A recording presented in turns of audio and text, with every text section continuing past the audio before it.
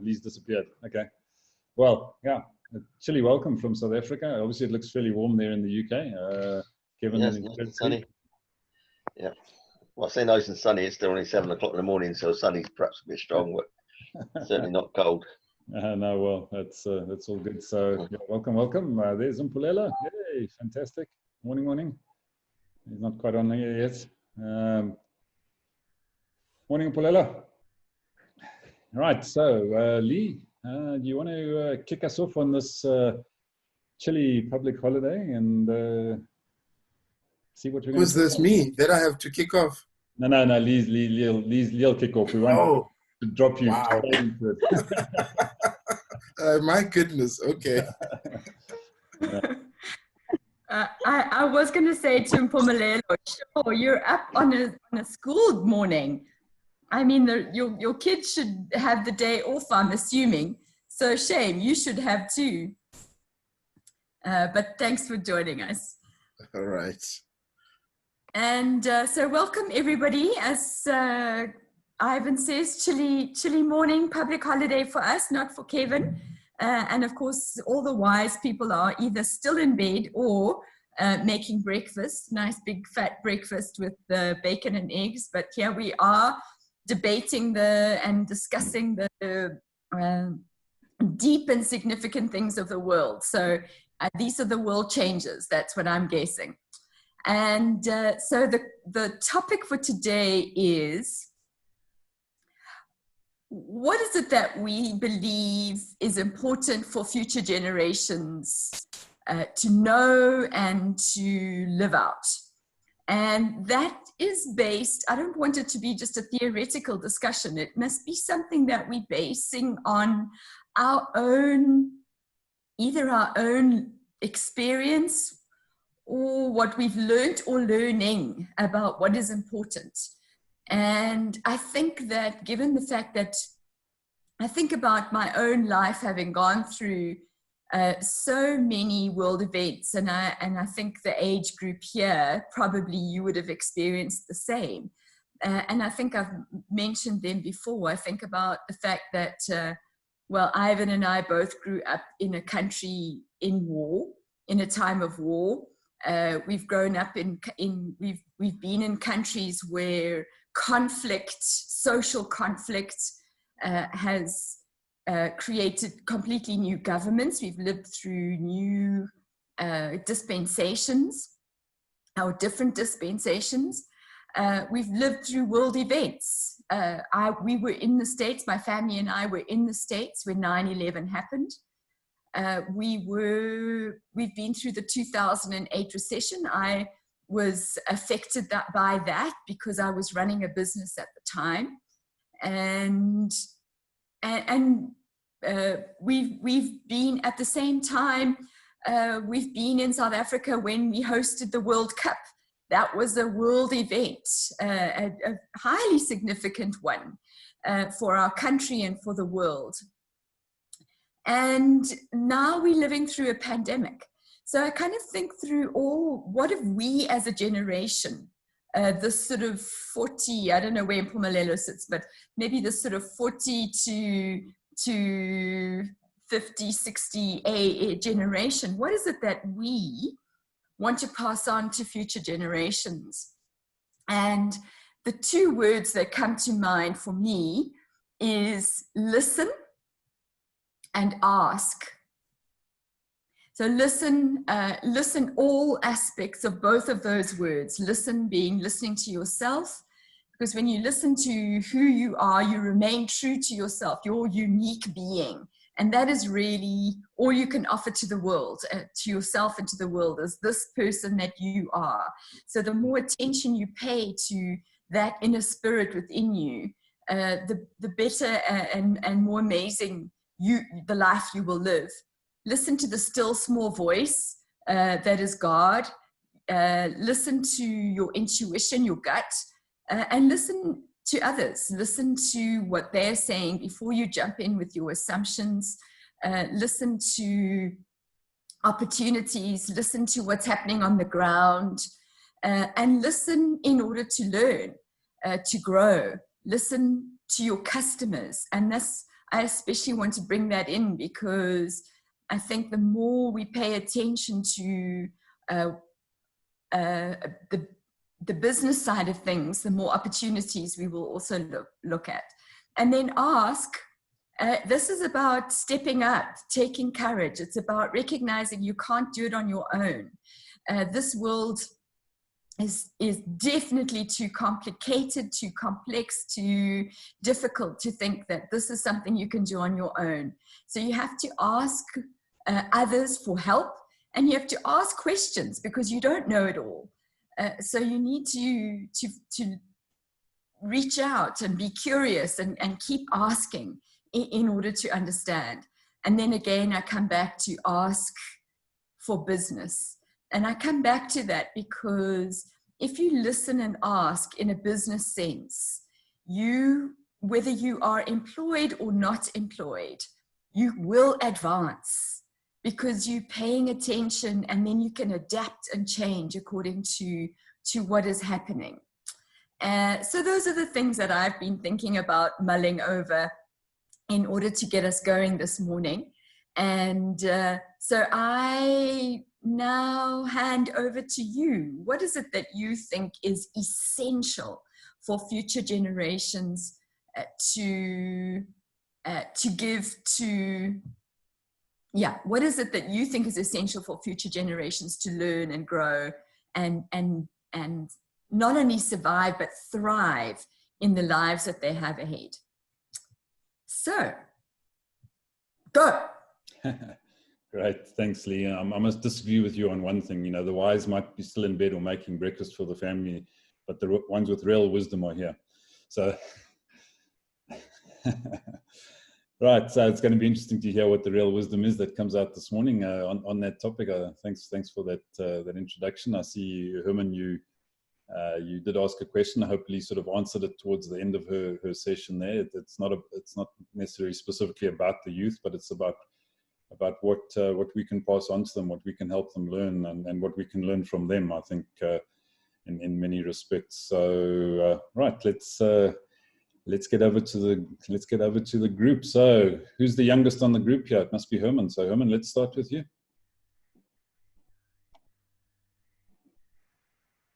Good morning. I do realize that I have to relearn English because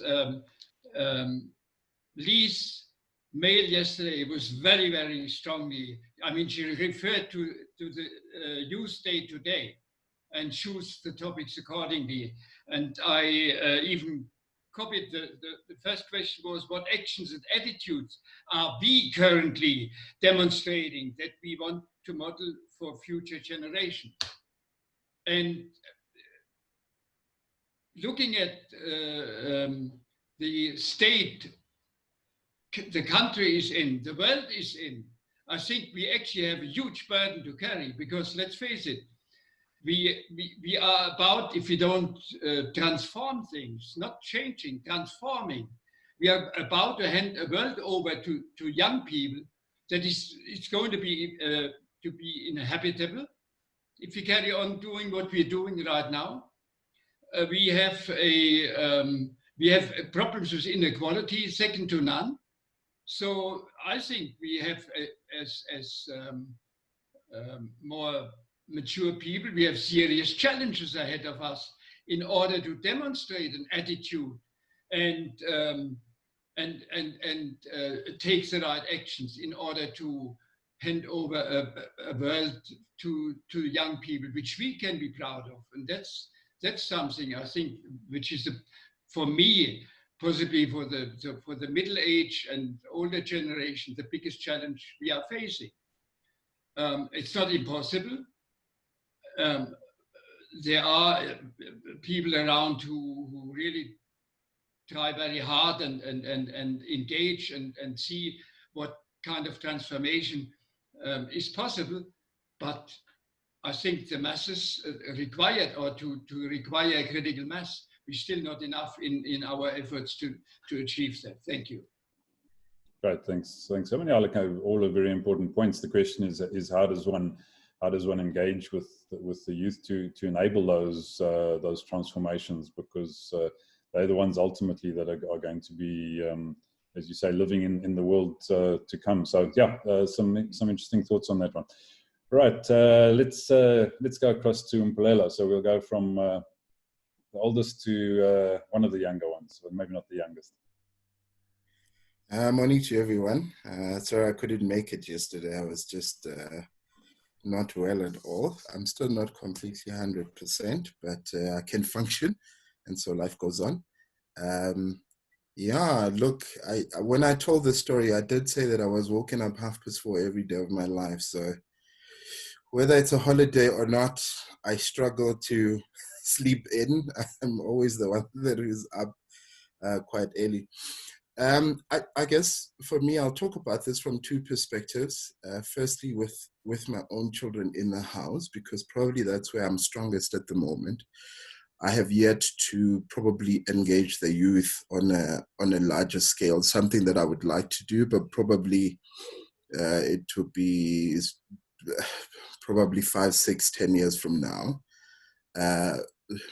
But again, for me, one of the things I do try and instill in my own kids as the next generation is their fear of God, one, because for me that's where wisdom begins.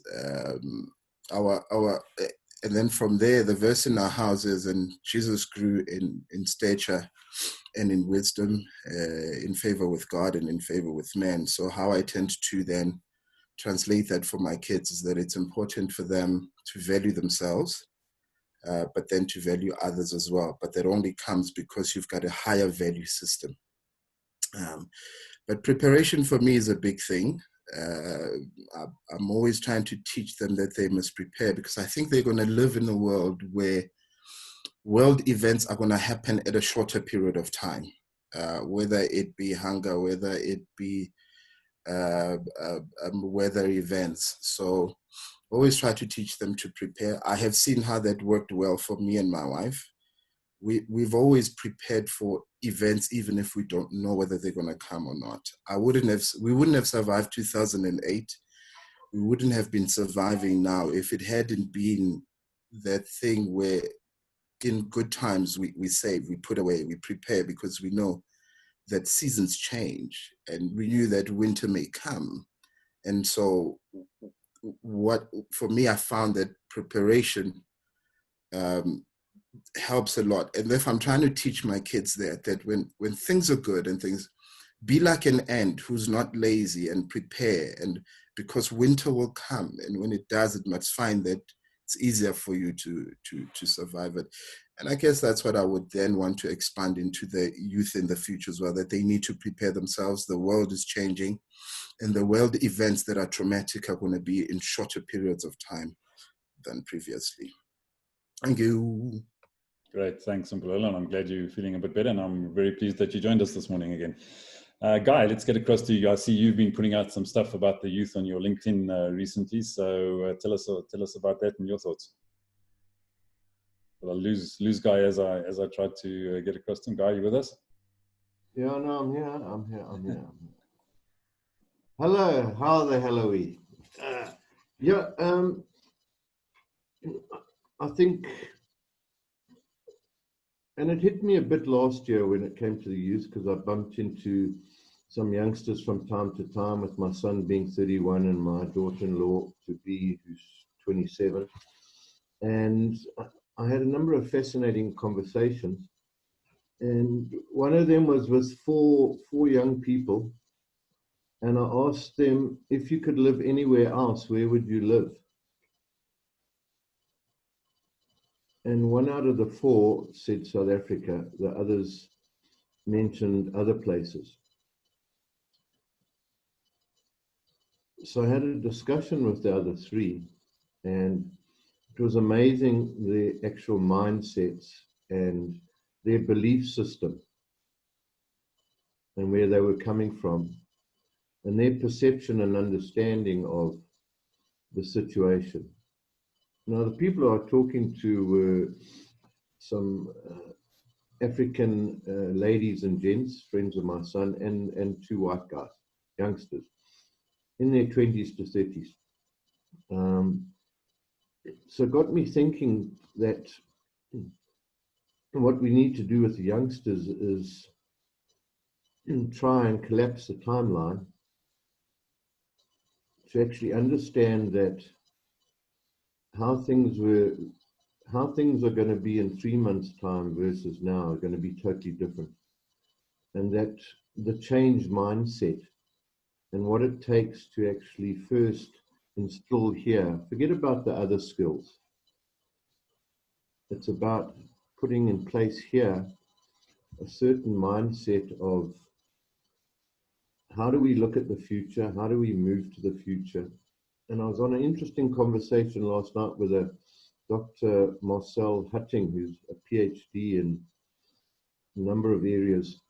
And he was talking in the African context. In Africa, we like to bring the past into the future, whereas overseas, in the Western world, they like to take from the current and just keep on moving forward. And in that context, we've got to actually understand our youth and see how each one of us, whenever we talk to a young person, taking into account I'm only 46, okay, that we need to come from a certain mindset and to get them to understand. Anyway, that's my small little dose of wisdom today. Thanks, Guy. I think that's 46 in your second innings, is it? Yeah, no, I used to get to 49 not out quite regularly. No, great stuff. Thanks, Guy. Kevin, let's get across to you. Tell us what's happening with the youth in the UK and what you're seeing there, and your thoughts around that. Okay. Well, youth in the UK, I'm, from a personal point, one of the markets I'm after in my business is the youth market. And the reasoning behind that, if we go into it a bit deeper, is the education system over here, and I'm only comment for over here, is becoming more and more less fit for purpose, I feel. The youngsters these days, they're not, well, I don't think they ever have been, they're not taught about how the real world works. They're not taught about business, they're not taught about money, and they come out really unprepared when they finish schooling. I'm guessing any university is probably a little bit better in that they do get some life experience and learn a bit more about what they're doing and how to handle their money, for example. But with the angle I come from, so within the business, I want to talk to, and I regularly pitch this in the network events I do in the UK.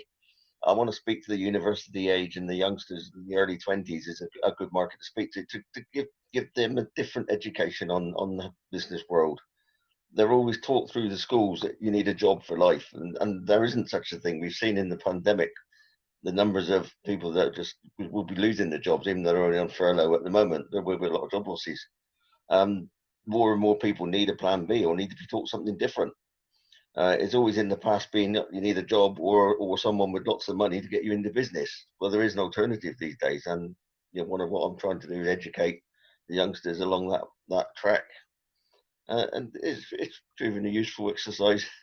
Right, you still got to find the right ones, which is at least a small percentage of the whole. But it's that gap in the education system, I think, needs filling. Great, thanks, Kevin. Yeah, I couldn't agree with you more. I think that's a worldwide issue with our traditional education systems. There are obviously some alternative systems that have come to the fore over the last little while, and I think some of them are making the right kind of headway, but I think there's still a lot of room for improvement in the way we bring up our kids. I mean, I love, Polelo's talking about preparation, Guy talking about mindset. I think these are key, key things that aren't taught properly at the schools, and people aren't being engaged in the right levels. But that's my little thought about education. I could rant on for days on that one as well, but let's not do that. Let's get across to Steve. I could join you in that rant, Ivan. What would I want to teach young people? What would I want them to know?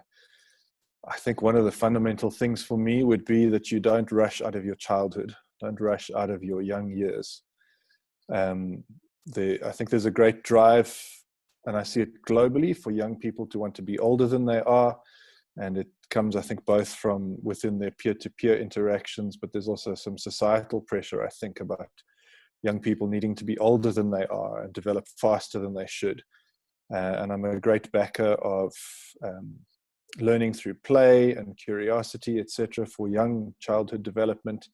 And even, I think, even into teenage years, we shouldn't be expecting a 14-year-old to be a 21-year-old and a 21-year-old to be a 30-year-old.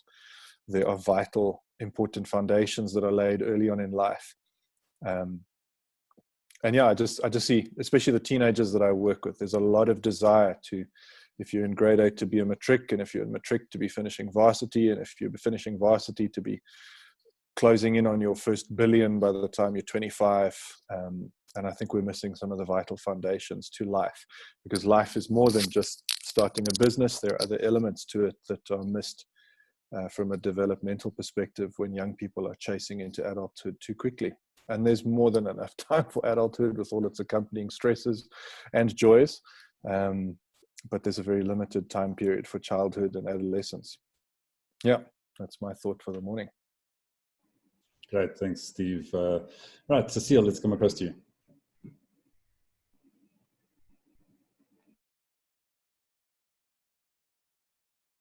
Yeah, okay. Phew, I can't see myself, it's dark here. It's interesting, what I'm trying to teach my children is that, yeah, it's dark, does it?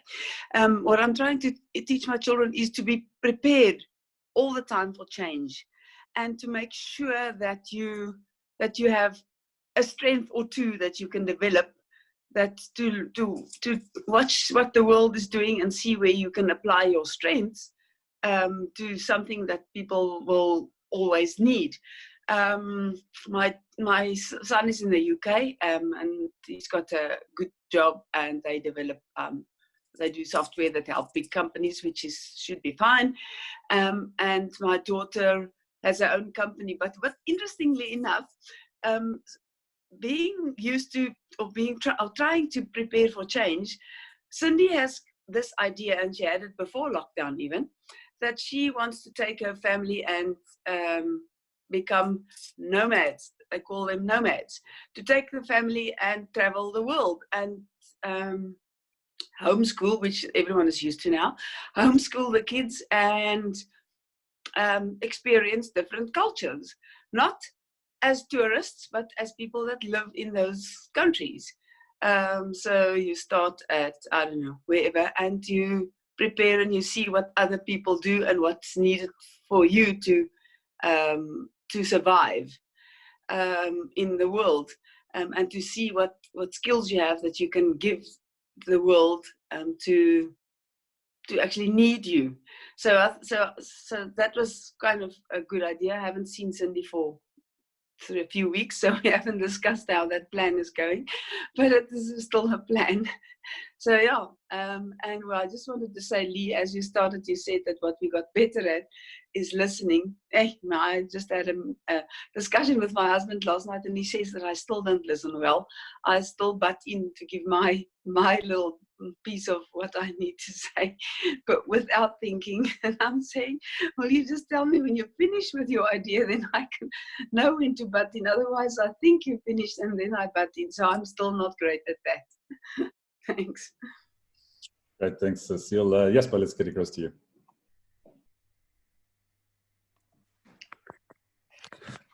There's a lot of valuable thoughts already put on a table today. And I was made aware of, if we don't do something, and like Herman would like to keep on saying that, you know, we're heading for a spring or a summer that they talk about when people come in absolute revolt.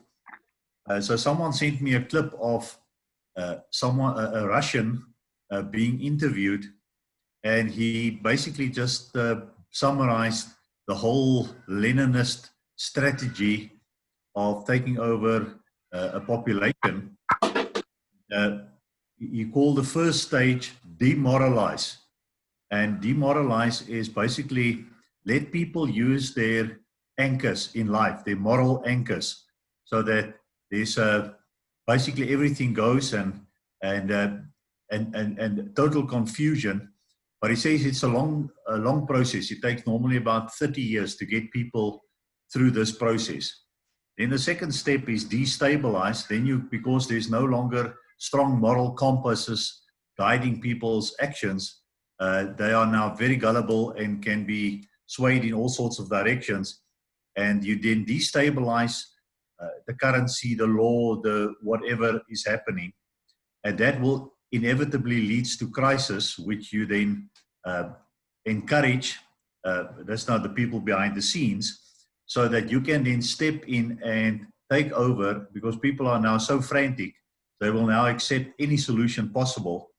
And that is then called the new normal.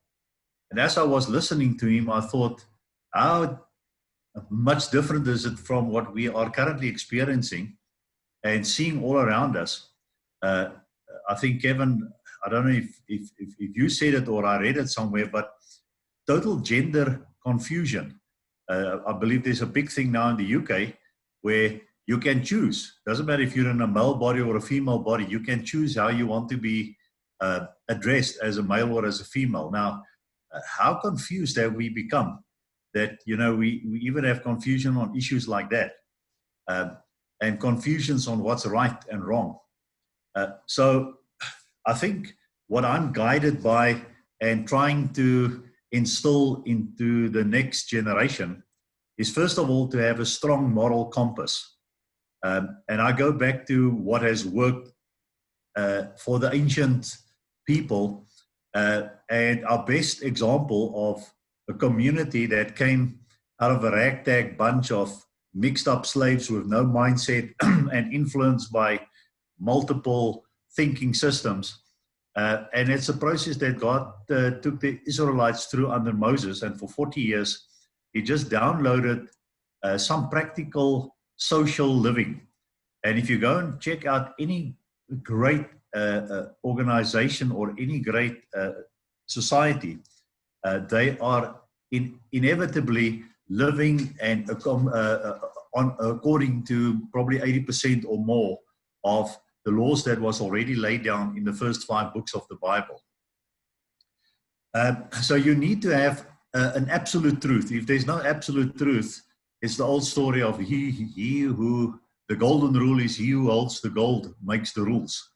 And we are seeing that all around us. So once we have a strong moral compass and teach people how to go back and find that strong moral compass. The next thing is, I think people are floundering because they don't have a strong purpose. So I'm trying to install in my kids and the people I come across that you have a specific purpose. Your purpose doesn't have to be my purpose, but your purpose is as important in the big scheme of things as anyone else's purpose, because once people have a sense of purpose, they can endure a whole lot of things, and they're willing then to change and become this person. And all of us have value. And I think with the new economy out there, there are no long-term jobs. You'll become as functional, or your ability to earn will depend largely on your ability to add value into every situation that you come to. So almost instilling people to have this constant need to improve my value to others. And that means that it's an ever-changing thing. So as technology changes, we all have to then reskill ourselves to become valuable. But value is then a combination of skills and attitude and things like that. And then I think a sense of belonging. Treasure your culture, treasure your tribe, treasure your history, but don't get stuck in it. Don't get so married to the past that you can't embrace the future. But I think if people have that sense of thinking, and it comes back finally, and I think guys also touched on that, it's ultimately mindset. And it's the perspective of your mindset. So if your perspective of your mindset is quick fix, short term, you have set yourself up and your children for constant failure, because you will always be a reactant to stuff thrown at you. But if you can have a perspective of generational, you will start to attract around you people and resources that helps you to see the road way ahead, and you're not too concerned that from here to there might be a few bends in the road and a few hills and a few valleys, but I can handle it because I've got a strong sense of where I'm going. So that sense of perspective, that what we do is not for us now. What we do is to create a better world for children's children. So that's my contribution. Great, thanks, Jasper. Some great points in there as well. So well done. Right, Trevor, let's get over to you to summarize what you've heard and give us your input. No, I'm not summarizing what I've heard. I've got a confession to make to Ivan.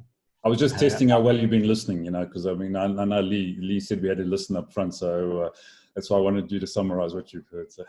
Right, so my confession to Ivan is that I'm a problem child. Because as I've been listening to all of the input here, I've heard people turn around and saying, we must have this, we must do that, kids must do this, we must leave something for the future. Jeez. And the child in me is turning around and saying, hey, don't tell me what I must do. I want to go out there and discover things for myself. And then I think through having sat down since the beginning of lockdown on a daily basis with an 11-year-old and looking at how she sees the world and how she interacts with the world and the information that she gets in. I think our role as elders is not to lay down the musts and these are the rules and this is what you're going to do, because you're going to be caught out somewhere down the road. I think it's about role modeling. That when I have a look at what these people are able to, these youngsters are able to access. I mean, I've seen horrific TV productions on Netflix. When you look at the productions, they are the finest productions in the world. But the stories that are coming out of it, I mean, it's based on sex and drugs. There's no rock and roll. I mean, you know, bless Viv, rest in peace up there, Viv. But rock and roll is dead now. I can't even get any good music. It's just sex and drugs. People manufacturing drugs and people shooting out and guns and all this type of stuff. Man, you've got to be on your toes to see what role models they're actually following through. So I must say, every word that was almost spoken here, I heard elders or those going to becoming elders, actually, my hair was standing up on end. So I leave that as a thought. There was one word that I actually want to prescribe to youngsters. So here's my rule for youngsters going forward. Never think that you're entitled to anything because you're on this planet. You earn your way through this planet by what you do, how you think, the good that you do in this world. You've got two choices. You can either help society grow or you can take away from someone in society. That's according to me. So, you know, just work out what sort of influence you want to have in society and never come out as an entitled individual and say, I was born in this family, therefore that's what I want, or I was not born in this family, therefore you owe me this.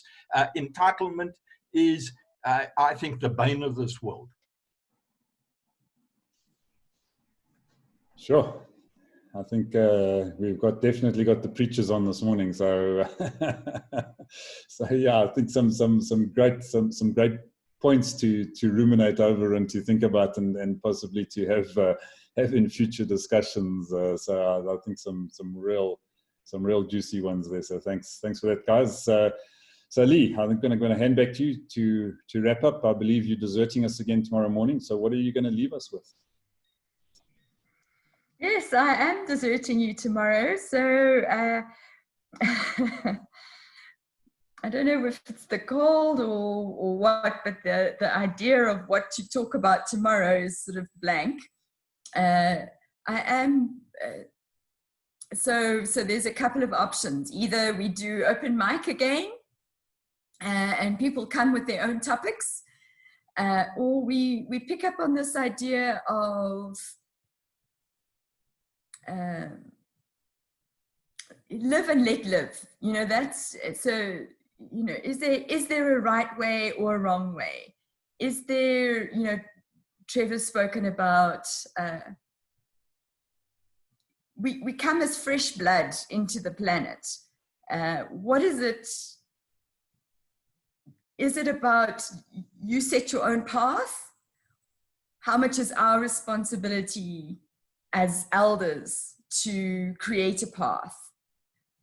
So that's what I'm playing with at the moment. So just a little bit of feedback from everybody. What's the feeling? Right, thanks, Lee. Yeah, well, we can whip around very quickly. Let's start with Mpulelo. Your thoughts? So I guess I was just still trying to have clarity of what Lee is saying, but if I understand her well, the question is, how much is off our part to play, and how much is off the youth or for the next person to play? Like, where's the line? Is that what the question is? Yeah, I think that's, I mean, I was playing, so you're right to be a little bit confused, and Pamela, I'm forming it myself as I go. So yeah, so I'm just brainstorming with you and just wondering whether, and I guess it comes back to, I think the question, maybe the question is around responsibility. What is our responsibility in terms of what we pass on, and what is up to the individual, whether they're young or old? So, Trevor? Can I put it another way? Is it our role to teach people what to think, or to give people the resources to help them to think? Resources to help them think. Well, I'm just framing that. Right answer, Guy. Okay, so I think that's the topic. Yeah. Let's talk about it tomorrow. Yeah, I think let's think and let think, or make people think like me. Yeah. Well, no one must think like me. Shit, you'll all go off your rocker.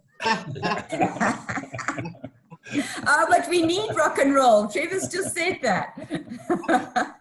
See you all tomorrow. Hang in all right, there. folks. Have a great one. We'll see you in the morning. Cheers now.